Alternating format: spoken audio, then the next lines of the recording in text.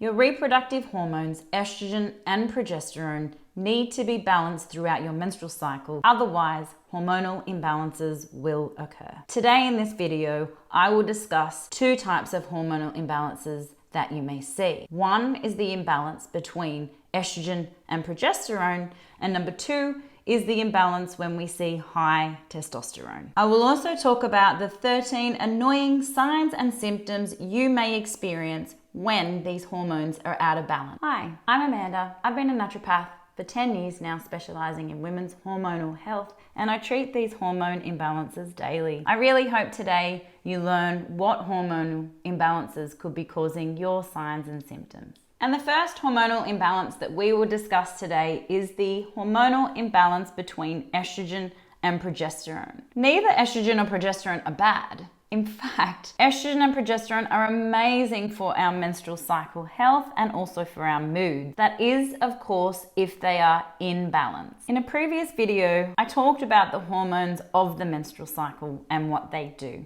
So if you haven't seen that, check it out. I'll put that in the description box below. But just to recap, I talk about the textbook 28-day menstrual cycle. And within everyone's menstrual cycle, you have two phases. The first being follicular phase and the second being the luteal phase. Now, the follicular phase starts from day one of your period or full flow right through to ovulation. And this phase is dominated by estrogen. The second phase, your luteal phase, goes from the day after ovulation to the day before your next period. And because ovulation occurred, your body is now producing progesterone, and this is the dominant hormone of the luteal phase. If ovulation doesn't occur, your body won't produce any progesterone, which means that you have estrogen left to cause all these symptoms of high estrogen. But not because you're making too much, it's just that you haven't produced the progesterone to balance and essentially calm down the estrogen. And sometimes ovulation does occur, but it's the gland that produces the progesterone that isn't always functioning properly. Here we see a progesterone deficiency and what some people call estrogen dominance, but it's really just estrogen without the presence of enough progesterone. So now we come to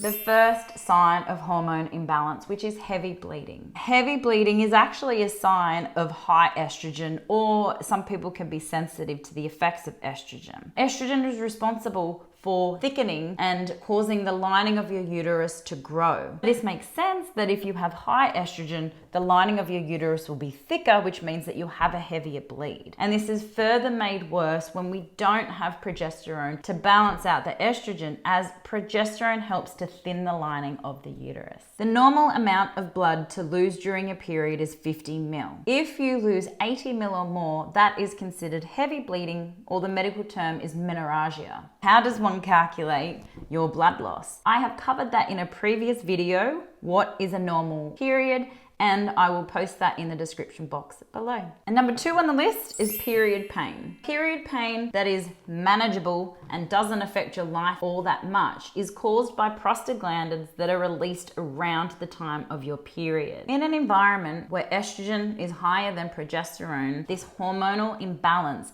can cause a higher amount of prostaglandins to be released, which causes a much more intense type of pain. If you are experiencing period pain, which is stopping you from going to work or to school, please see your healthcare practitioner so you can see what can be done to help. And the third sign of hormonal imbalance is PMS. Now, there are over 100 symptoms that are associated with PMS. PMS can sometimes be caused by the stimulating effects of too much estrogen, but oftentimes it's normal estrogen that is accompanied by a lower progesterone. And this can be important to know when we're trying to decide on natural treatment methods.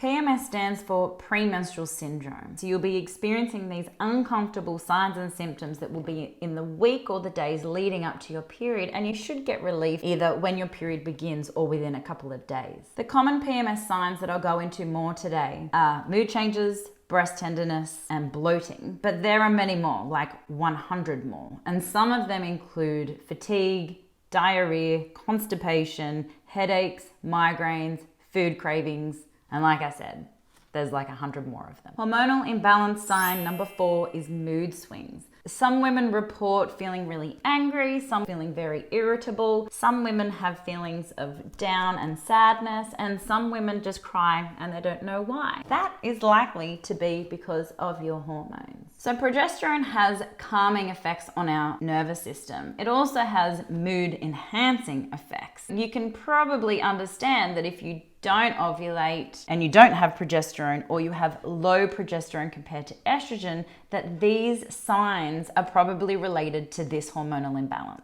And before moving along to the next sign, I do want to discuss just briefly PMDD. PMDD stands for premenstrual dysphoric disorder. There can be similar signs or similar feelings and emotions to PMS, however, they are much more intense. Oftentimes women are experiencing depression, intense anxiety, feelings of hopelessness, and negative thought patterns that are quite unexplainable and not like themselves. This can be a really debilitating condition for women who experience PMDD because it affects every area of their life during this premenstrual phase, and it can last for up to 2 weeks. So that brings us to sign number 5, which is breast tenderness. Breast tenderness that is cyclic, that occurs in the days or weeks leading up to your period, is a part of PMS. Oftentimes, women experience swollen or enlarged breasts, and they can be tender to touch or even lie on. Sometimes can be really quite painful. Other symptoms that are related to breast tenderness can be lumpiness or warmth over a certain area, and some women also experience really sensitive nipples. These symptoms are often related to estrogen stimulating effects without the presence of enough progesterone. This brings us to sign number 6, which is bloating or weight gain. But the bloating or weight gain has to be cyclic, so you notice changes with your weight or with your bloating compared to where you are in your menstrual cycle, and you will see a pattern within each menstrual cycle. When we break it down, bloating or weight gain that is cyclic is usually because of fluid retention. With too much estrogen compared to progesterone, we have estrogen which retains salt and water, and then if we don't have enough progesterone, which is our natural diuretic, we will see these symptoms. For the women who experience fluid retention, your clothes, pants, shirts feeling tighter around the waist. For some women, there are clothes that you simply can't wear because of the excessive fluid retention. That brings us to sign number 7, which is spotting. Spotting is bleeding that occurs before your full flow. Your day 1 of your period should start out with full flow and be bright red. If you actually experience light bleeding, that it could be a light pink or a light brown discharge, that is considered spotting, and that is happening because your progesterone is falling away too soon and not sustaining and holding your endometrial lining. If you do experience spotting, this is not the beginning of your next menstrual cycle. It's actually a part of your past or your current menstrual cycle. When you experience that full flow, that full red bleed, that will be day 1 of your next menstrual cycle. So now we have sign number 8, which is short menstrual cycle. But for you,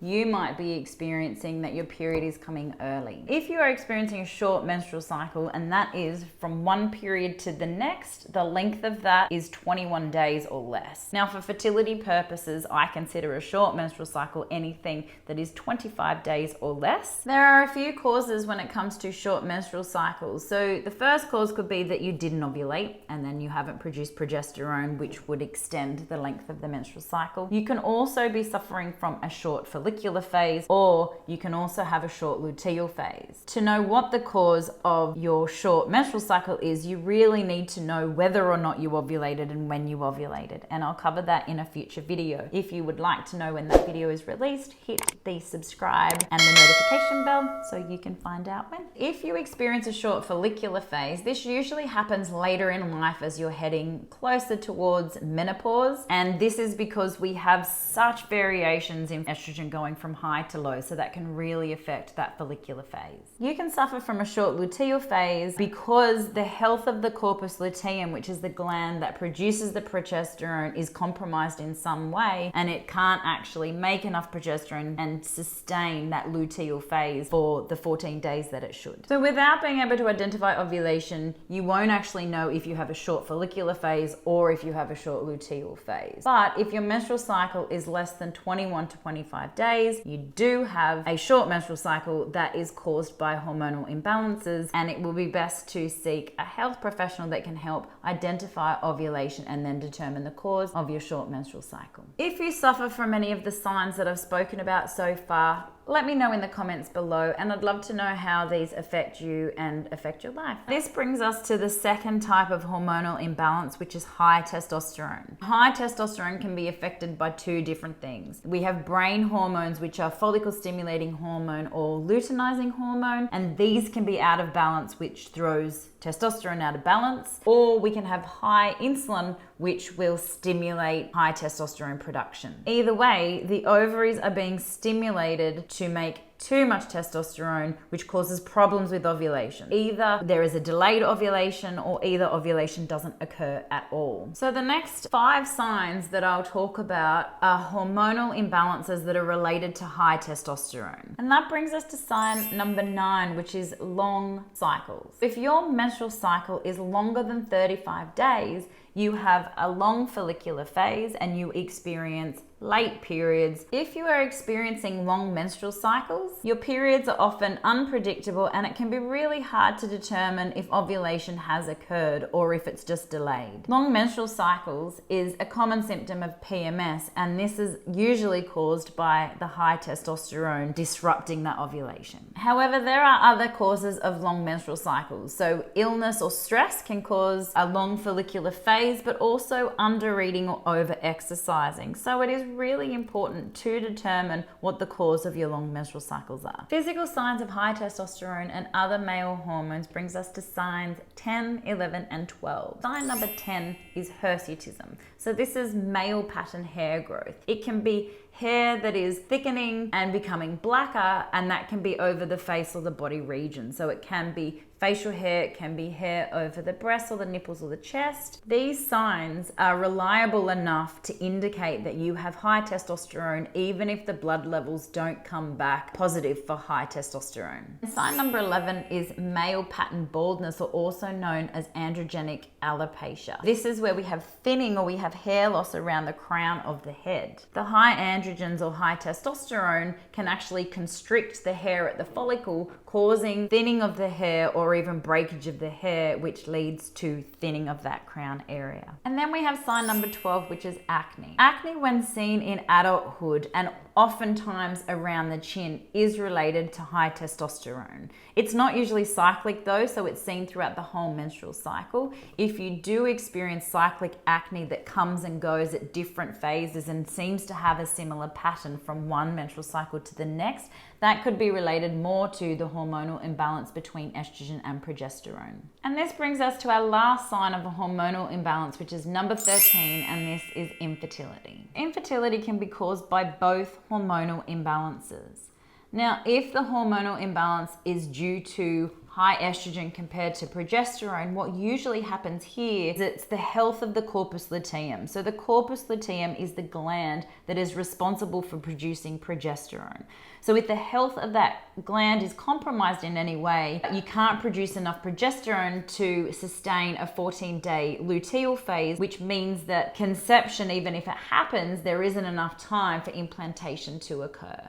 And if the hormonal imbalance is due to high testosterone, it's the high testosterone that's either delaying ovulation or inhibiting ovulation altogether. So if ovulation is delayed, it's really hard to predict your fertile window in order to have sex so conception can take place. And if you don't ovulate, then you can't fall pregnant. Please know that with either scenario, high testosterone or an imbalance between estrogen and progesterone, these hormonal imbalances can be corrected so fertility can be possible. You might just need the guidance of a qualified healthcare practitioner that understands how to treat these hormonal imbalances. So there you have the 13 signs of hormonal imbalance caused by 2 different types of hormonal imbalances, either the imbalance between estrogen and progesterone or high testosterone. If you have symptoms of high testosterone and you think you might have PCOS, please download my free PCOS diagnosis flowchart. Feel free to check out the videos mentioned earlier, which were the menstrual cycle explained, including the hormones and what they do,